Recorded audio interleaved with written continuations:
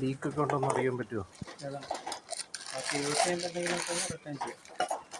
Physical damage എന്തെങ്കിലും പൊട്ടലോ ഉണ്ടെങ്കിൽ നമുക്ക് ക്യാൻസൽ ചെയ്ത് കൊണ്ടുപോകാം.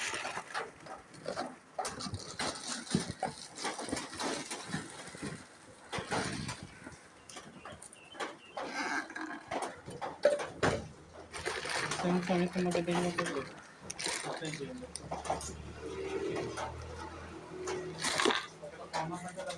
ഇതിൻ്റെ വാഷറൊന്നും ഇല്ല അടപ്പിന്?